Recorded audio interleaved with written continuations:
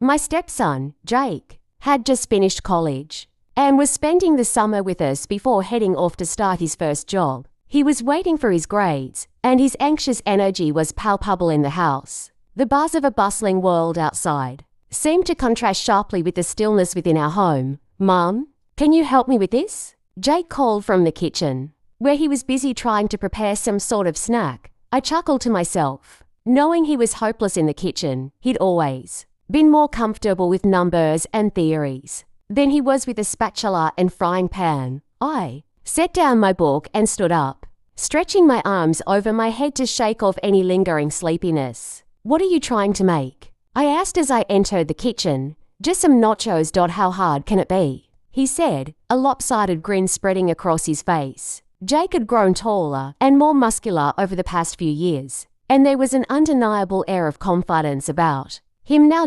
It made him irresistible in a way that sometimes caught me off guard. "You might want to take the cheese out of the fridge before it's too late," I suggested, glancing at the block of cheese that was still sitting untouched on the counter. He chuckled. "Right." He reached for it, and as he did, I caught a glimpse of the way the sunlight caught in his tousled hair, highlighting the golden undertones. There was something incredibly attractive about him that made my heart flutter, a realization I quickly brushed aside. After a few moments of teamwork in the kitchen, we had assembled a reasonable plate of nachos. Jake plopped down on the couch, eagerly piling the cheesy chips onto a paper plate while I took a seat beside him. The television flickered to life, and we settled into a comfortable silence, the only sounds being the crunch of nachos and the banal chatter of whatever movie was on. We chatted about everything and nothing: his plans for the future, his friends, and even some funny stories from college. It was hard not to feel a sense of pride for him. He was growing into a wonderful young man, driven and full of life. As the movie played on, Jake leaned closer, taking a chip from my plate. Our knees brushed, and an electric jolt shot through me. I tried to ignore it, focusing instead on the screen, but my heart raced with an unfamiliar excitement.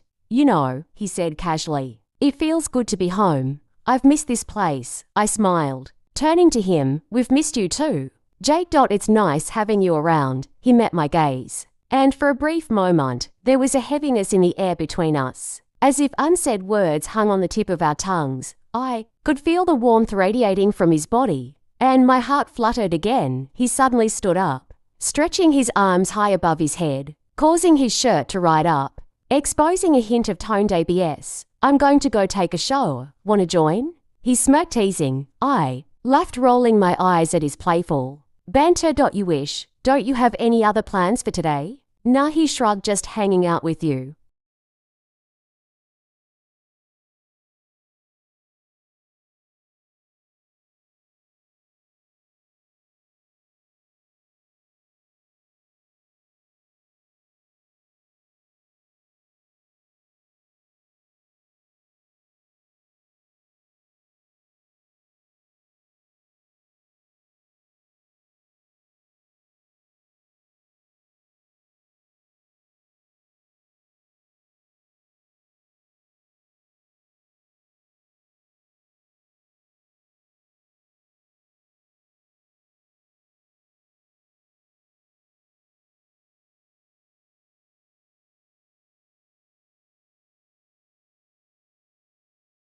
As he walked away towards the bathroom, his footsteps echoing in the hallway, I felt heat rushing to my cheeks. There was something about the way he had looked at me that made my heart race. I shook my head, trying to dismiss the feelings stirring inside me. After a few minutes, I decided to get up and grab a glass of water, needing to cool down from the way his presence was affecting me. As I walked towards the kitchen, I caught sight of Jake through the open bathroom door, the steam rising around him. He was leaning against the sink, towel draped around his waist, ABS glistening with droplets of water. My breath caught in my throat just for a moment, and I turned quickly, flustered and embarrassed. "Hey, Mom, do you have any clean towels?" he called out, jolting me from my thoughts. "Yeah, they're in the laundry basket," I called back, wary of how my voice sounded a bit breathy. Moments later, he emerged from the bathroom, towel now wrapped around his waist, his hair dripping wet.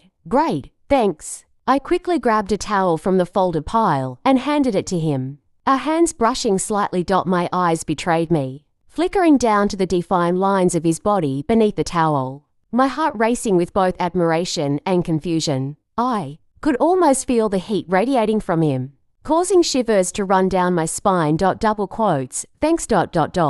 He said, looking at me with an intensity that sent a jolt through my entire being. You're the best. I chuckled nervously, just doing my job. I wanted to retreat, to find some sort of excuse to go back to being the normal stepmother. And yet the air around us crackled with something unspoken. Feeling the heat of the moment, I stepped back, trying to create some distance. I think I'll go check on the laundry, I mumbled, hastily retreating to the other room. But Jake followed me, and soon enough, he was standing just inside the laundry room. Are you okay? He asked, genuine concern etched into his features. I nodded, trying to suppress the nervous energy that swirled around us. Just fine. But he didn't back down. He stepped closer, closing the distance between us. I could see the way his chest rose and fell, and I could feel the rapid pulse in my own neck. Really? Because it feels like something's going on. You seem different. His words made my heart race harder, and I dared to hold his gaze. Different how? I asked, my voice barely above a whisper. He shrugged, a cocky grin spreading across his face. I don't know. Like, maybe a little more flirty. His eyes sparkled with mischief. I felt a lump form in my throat, my pulse quickening.